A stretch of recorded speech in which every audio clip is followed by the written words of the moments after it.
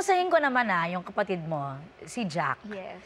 Alam naman natin na may pinagdaanan siya recently, yung breakup nila ni Barbie. And Barbie is also a good friend of yours yes. na naging co-stars mo na rin in a number of projects. Yes. Naapektuhan ka ba when you found out that they broke up? Paano ka naapektuhan nun? To be honest, yes.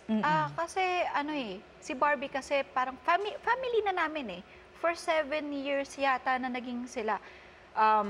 I consider her as my sister-in-law na. Yun talaga. Kumbaga, ang thinking ko na kung siya man yung makakatuluyan ni Kuya, yun na yun.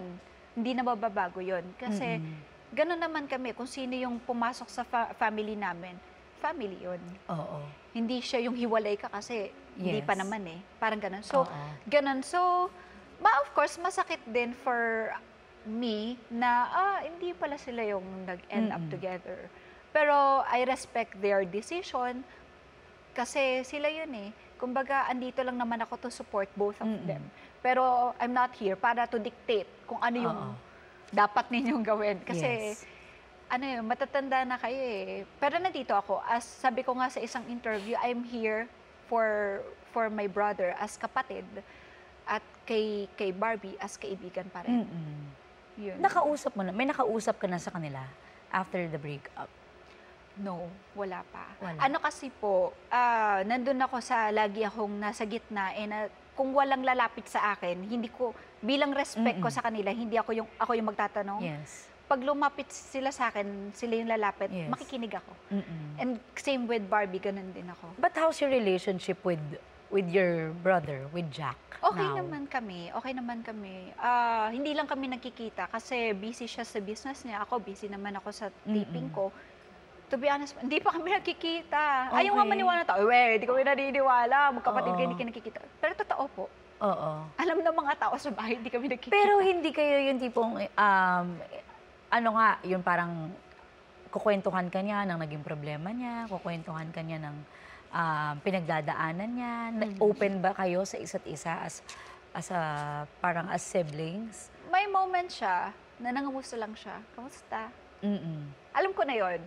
Pero gusto ko, pag mag-uusap, hindi kami sa text, kasi wala nga lang kaming time. So, if mangamusta siya, okay lang naman. Kung gano'n, kung kailangan niya ng support, as kapatid, andito lang. Nandiyan ka lang. At parang yung latest na post niya, matatapos na raw yung bahay niya. Anong nararamdaman mo para kay Jack?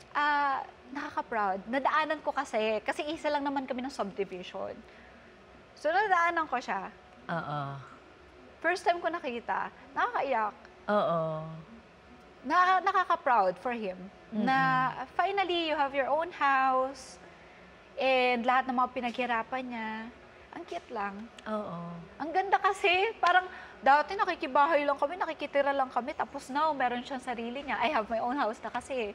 Basta una kasi ako magkaroon kay Kuya. Sa kanya naman, at least, yung gusto niya talaga, yung dream house niya, yung napatayo niya. And nung nakita ko sa kanya, proud pala, no? Kahit pala bully siya sa akin, nakaka-proud. Ganon lang siya.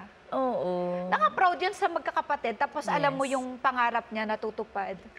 Hindi, knowing na syempre lumaki kayo sabay, lumaki kayo, alam ninyo yung struggles ng isa't isa. At ngayon nga na parang unti-unti, sumakses na.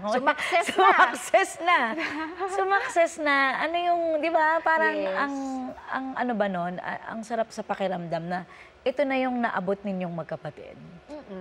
Nakakatuwa. Na minsan din kayong nangarap, di ba? Alam mo, parang ako nakita ko rin kayo kung paano kayo nagsimula eh. And now you're one of the prime artists here, as a nakapuso artist here in GMA. Nakaka-proud, Ate Aubrey, na unti-unti, alam mo, nakikita mo na, meron palang talagang nangyari sa life namin. Kasi before nung bata kami, ang thinking na lang namin, paano kaya kami makaka-survive? Paano kaya kami kakain 3 beses ang araw? Parang yun lang. Yun lang yung goal namin, kung paano kami makakain ng 3 beses sa isang araw. Etong mga nangyari sa amin, yung mga taong dumating sa buhay namin para tulungan kami, makarating kami dito, kung ano man yung meron kami, parang blessing ni Lord na lang sa amin yun and maging grateful kami na, ito pala, ang sarap pala sa pakiramdam na unti-unti meron kang nararating sa life. And yun nga, na masarap din na minsan ayaw namin mag-share ng ganito, pero minsan gusto namin mag-share to inspire. Na kaya rin ninyo. Proud ang mama mo. Sobra. Proud siya. Mm-mm. Tsaka ginagawa naman namin to for her din eh. Ayaw na namin siya mapagod. Gusto na namin na relax na lang siya. Nakatira siya sa'yo, yung mama mo? Si Mami, dun sa bahay namin sa Bulacan, may bahay kami sa Bulacan naman. Sa daddy ko yun. Na dating pinapaupahan for us nga na makasurvive. Pero now, doon na siya nakastay. Tapos, pinapatay ko sa akin, ayaw ni Mami kasi feeling niya, mag-isa lang siya kapag wala ako. Kuya ko, work din. Ako, work din. So yun, na-enjoy naman siya. Minsan nasa bahay siya.